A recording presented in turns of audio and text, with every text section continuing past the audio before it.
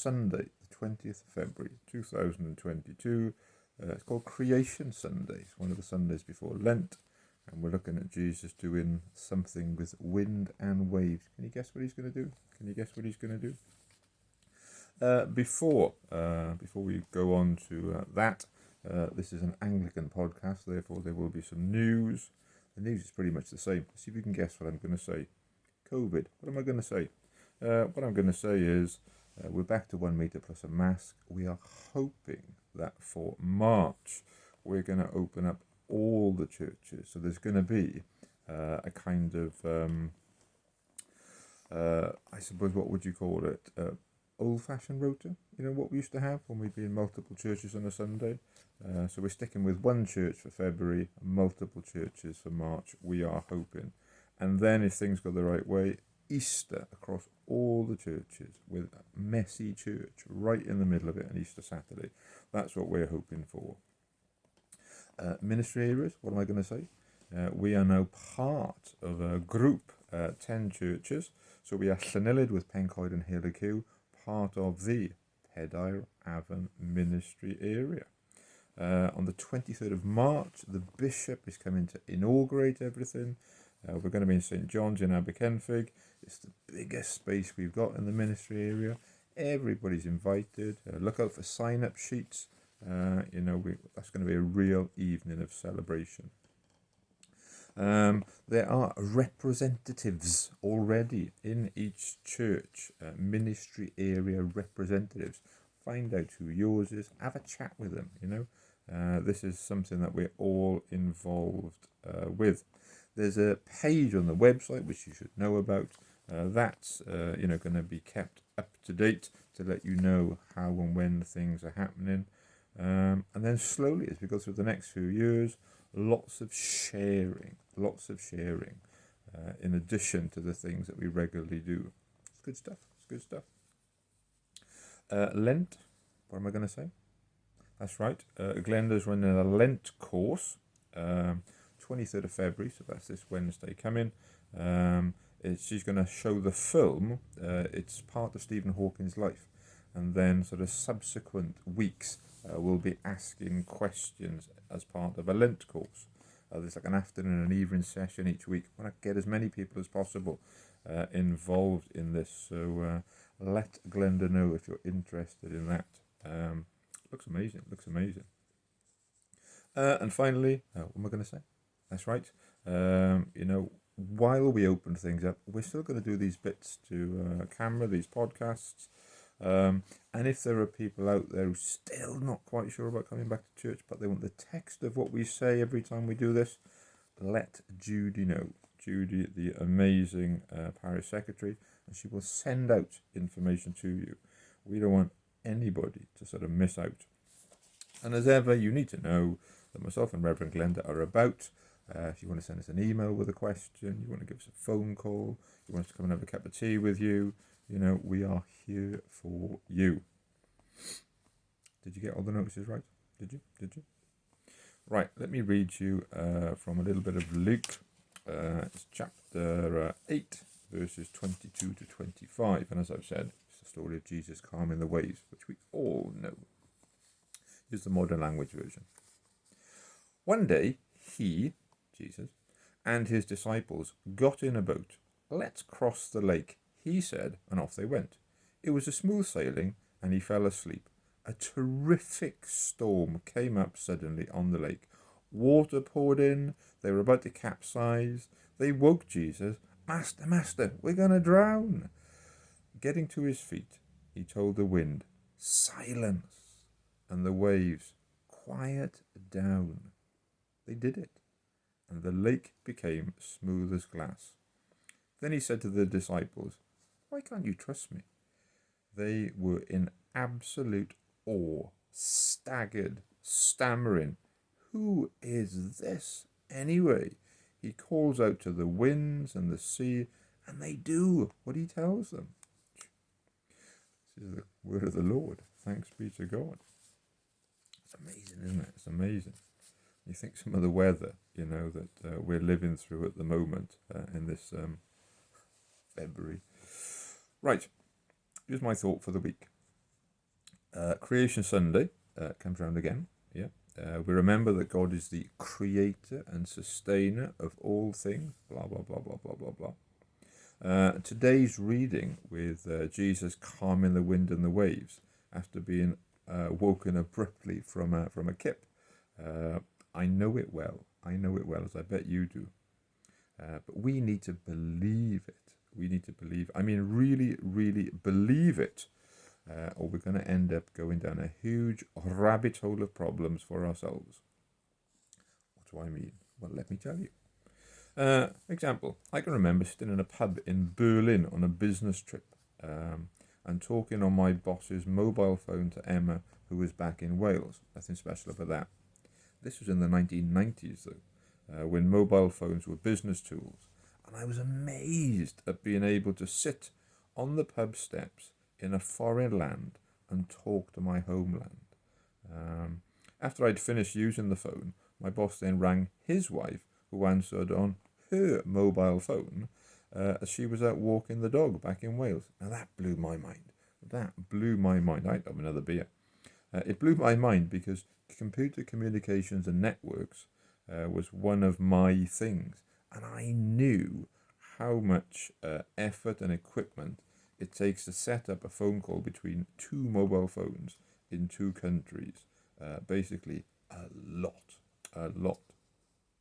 Now, though, we've got so used to this technology as it has become quickly embedded in our homes and cars and societies and our lives, I think we can drift into, look how good we are doing as a human race. Look how clever we are.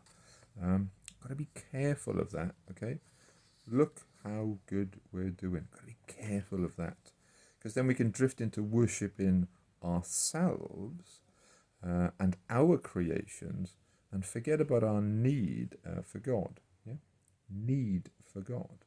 And being thankful for his creation and his work in it. Another example, to illustrate what I'm talking about. Remember looking out my study window, and there on the roof of the house opposite were two young lads scraping the moss off the roof with brushes. They didn't have hoverboards or magic carpets. They'd had to climb up ladders, and they were sat on the roof, on roof ladders, lest they fall off and get injured. In some ways, we are not the conquerors of creation. The reason they were up there is on that roof, because of creation itself.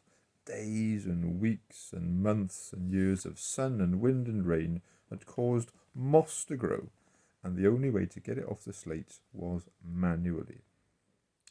If we all went to live on Mars, it'd only take a generation for nature to cover all of our creation here and draw it back to itself. All of human history, and without constant scraping and cleaning, only a matter of time before all our works are hidden. God's creation just keeps coming. Just stand in Llanillid, look at creation coming, through that churchyard.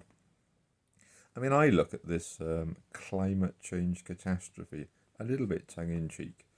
There are 8 billion people on this planet, and if they are all to be fed, then we need more food. And to get more food, we need more sun. And if you have more sun, you're going to have more temperature. Maybe, just maybe, okay, God has turned up the temperature a bit, because something you're never told about actually is that warming is really good for growing things, which we have seen increasing over the last few years. The yields have increased over the last few years, and we are managing to feed all the world, or we've got the potential to feed all the world, let's say that. God may be still at work in his creation, controlling things, including the weather, and what have we called it? Something different. So, in that respect, knowing that Jesus really did it, I think is quite a sobering and a comforting fact. We will never be able to calm the sea with a word. We will never be able to tell the wind to chillax and then listen as it does so. That Jesus can speak to the creation and that it does what he says, is mind-blowing, and we should never forget that. Never forget that. So, what about this as a takeaway for today? The simple thing to take away from today is, if there are any waves in your life, or if the wind has picked up speed in your life and you have no idea what on earth to do, ask Jesus. He can calm any storm with a word. Any waves or wind in your life, ask Jesus. Do it now. He can calm any storm with a word. Okay? Let's bring the questions out to expand our thinking for us ever. Here we go. Number 1 for today. Do you agree God is creator and sustainer? It's in our liturgy. It's buried in there. Not so much in the modern, but in the older version. Creator and sustainer. God made it and keeps working with it. Do you agree God is creator and sustainer? Number 2, are you amazed at modern technology? I think I've grown up in the best time the best time, when it's gone to incredible technology being really usable. But have you still got that amazement? Are you amazed at modern technology? Number 3, have you noticed how creation just keeps growing? If you've got a garden or a churchyard, have you noticed how creation just keeps on growing? This world just lives. It just lives. And number 4, really serious this. Are there waves that you need Jesus to calm in your life? Are there waves that you need Jesus to calm in your life? Okay? Don't be afraid to ask. For today, God is in charge. He is the beginning and the end. He's the start and will instigate the end. So let's sing about that. It's a song with those very words that reminds us that God is the beginning and the end. How great is our God? How great is our God? Okay, I'll bolt it on at the end. For now, let me pray with you. Let's pray us out. Hands together, close your eyes. Here we go. Dear God, thank you that you are the creator and sustainer of creation, and that you are in complete control of the universe. Thank you for the story of Jesus calming the waves, and help us to call upon him when the waves get a bit much in our lives. Amen. Amen. Right, everybody. February is going to be as expected, but look out for March, where we should be opening things up, and then Easter in April. Who knows? Who knows? Back to what we used to call normal. You keep safe, and we'll see you soon, wherever that may be.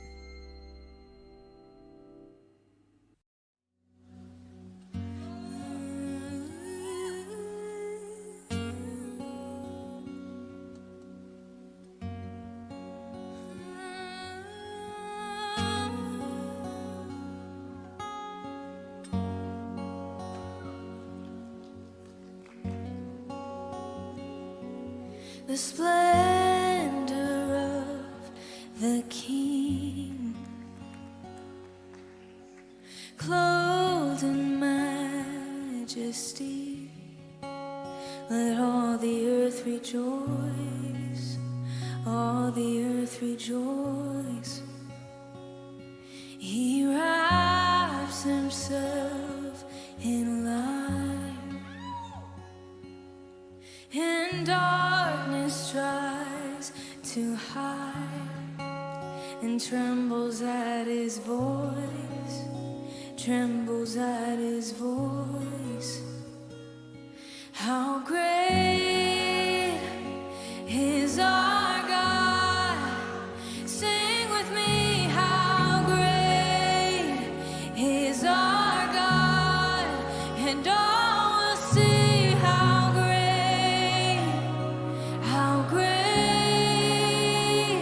is our God.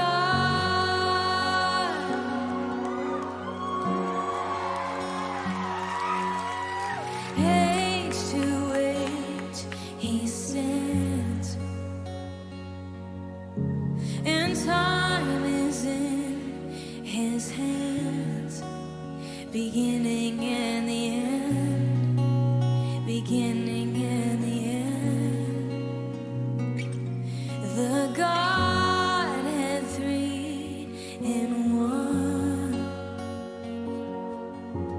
Father, Spirit, Son, the Lion and the Lamb, the Lion and the Lamb.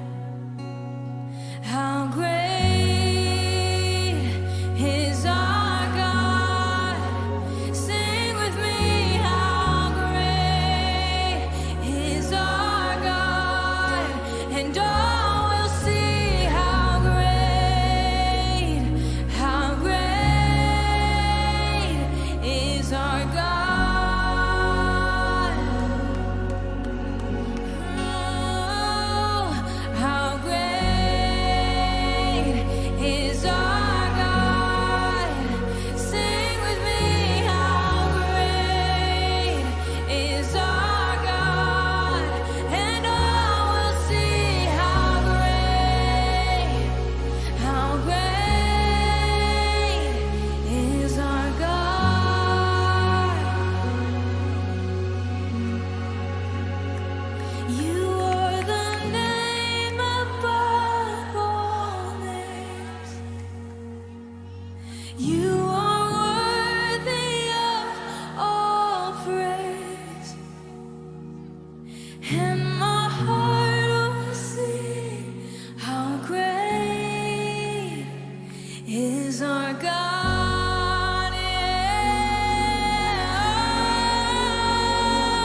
You are the name above all names, and you are worthy of all praise. And my heart will sing how great is our God.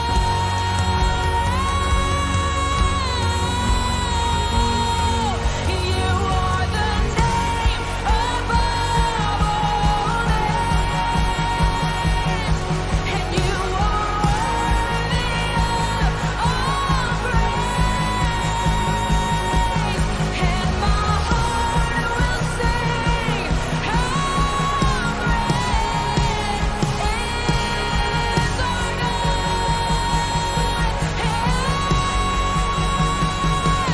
How great is our God? Sing with me, how great is our God? And all will sing how great is our God?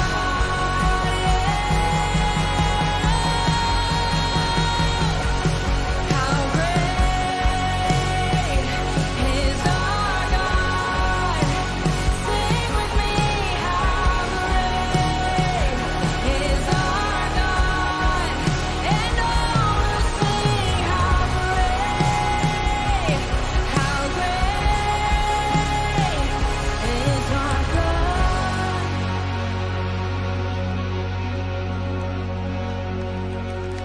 How great is our God? Sing with me, how great is our God? And all will see how great is our God.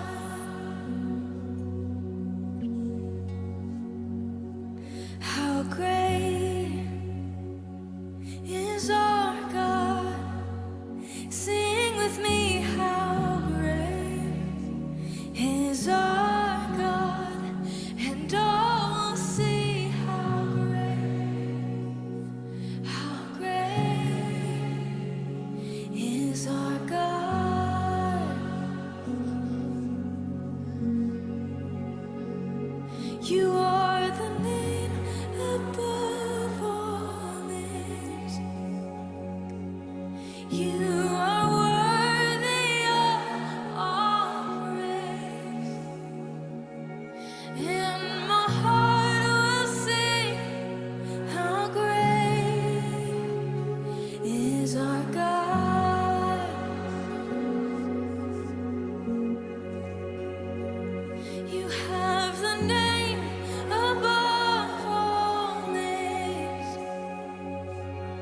you